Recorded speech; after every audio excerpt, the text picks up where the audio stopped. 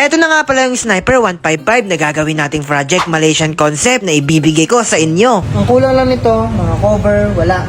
Pero yung makina, okay pa.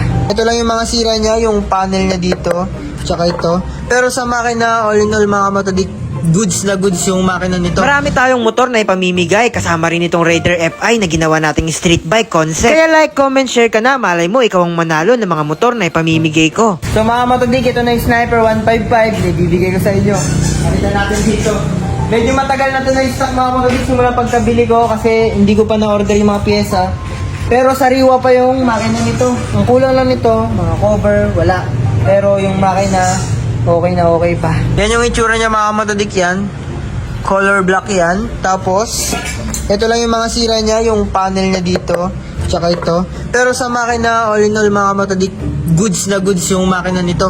Kaya syempre, swerte pa rin yung mapagbibigyan natin ng motor na to. Swerteng swerte yung makakakuha ng motor na ito dahil pupurmahan din natin siya kagaya ng pareho kay Bato. 5 buwan na rin nung huli namin paandarin yung motor na to kaya kinabitan namin ng battery. At susubukan namin kung aandar pa rin yung makina nito. Matodik, subukan lang natin paandarin.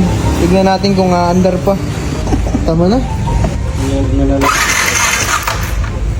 Wala hindi nakalagay yung start na data. Tanggal. Kaya pala ayaw umandar ng motor kasi walang spark plug cap kaya kinuhaan muna namin at nilagyan nito. Puta, andar agad. One click lang. Panis. Tahimik pa at maganda ang makina ng motor na ito. Kailangan lang i-refresh mga kamotodik para makasigurado ako na yung makina nito ay magiging maayos pag napunta sa inyo. Tahimik pa nga makina. Parang kahit wala nang gagalawin no? Linisin na lang. Tahimik pa yung makina mga kamatodik ko. Wala ka gano'ng marinig na lagatak eh. Kasing wala talaga. Kailangan lang talaga tune up. Tapos linis lang ng throttle body. Okay na to. So mga kamatodik, sobrang tahimik ng makina nito. Ang gagawin lang dito, tune up, throttle body cleaning, tapos okay na yun. Iuwi na natin, tapos i-build na natin ng Malaysian concept, tapos ibibigay ko na sa inyo. Sa sobrang pihit-pihit ko sa makina, ayan tuloy, dumura na siya. May oil na lumalabas dyan mga kamotodi, kaya kailangan palitan natin ng bagong crankcase. Mamaya-maya lang nakalas na yung makina para ma-refresh na at para may uwi na namin yung motor na ibibigay ko sa inyo. Mga kamatodik, kung makikita ninyo, nakalas na oh. Yan oh.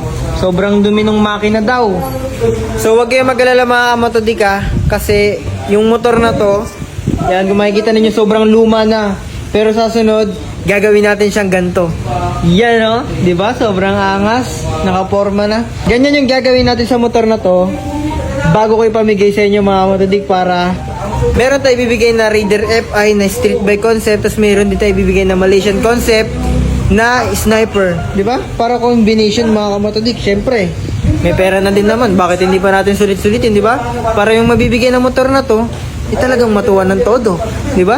So ganyan yung gagawin natin mga kamatodik pero depende kung anong kulay ilalagay natin.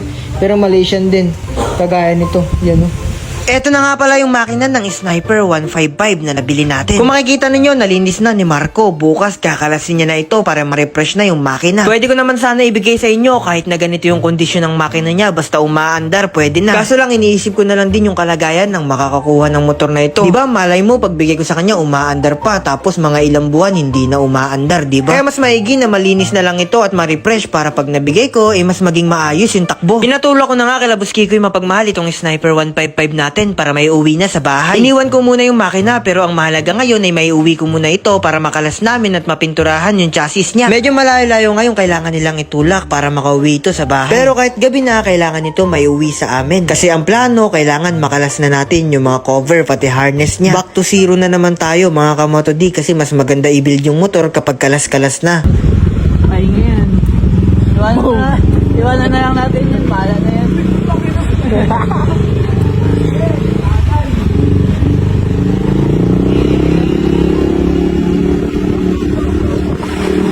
Tinutulak pa rin yan sa gusto mo mabilis Mabilis talaga kita.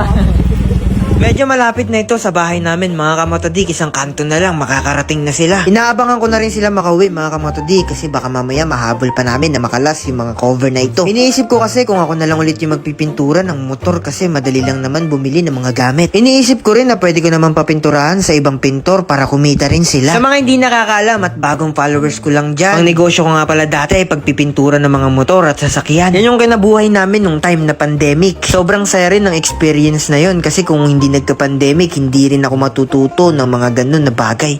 So mga kamotodik, nandito na yung sniper na dinala nila. Ayun o. Kakalasin na yung mga kamotodik para maging Malaysian concept na. So mga kamotodik, nandito na yung sniper na dinala nila. Ayun, naka-video. Ayun o.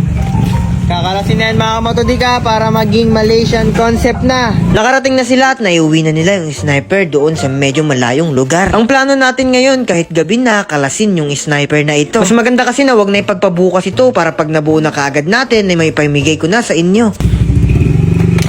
Then guys. Yan mga kamotodik, kinakalas na. Para pag nakalas na, papinturahan natin yung chassis niya. Pag napinturahan yung chassis niya, buuin na natin yung concept na para sa kanya.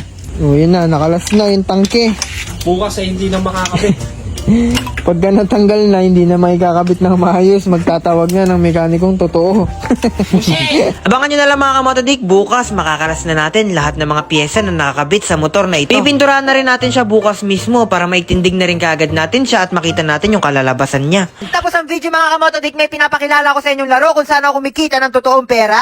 Dahil yan mga kamotodik, dito sa Masaya Game. Mag-register ka lang, lagay mo yung phone number mo at saka password mo. And kung makikita ninyo mga kamotodik, 20,000 pesos yung tinaya natin dyan. Tapos, pipili lang tayo ng gold bar at iiwasan natin yung mga bomba. And kung makikita ninyo mga kamotodik, yung 20,000 natin, naging 63,000 na kagad. Ganun lang kadali. Naging 63,000 na kagad. Yan, napakadali lang maglaro nito mga kamotodik. Sa mga gusto nga pala maglaro nito, nasa comment section ko ang link.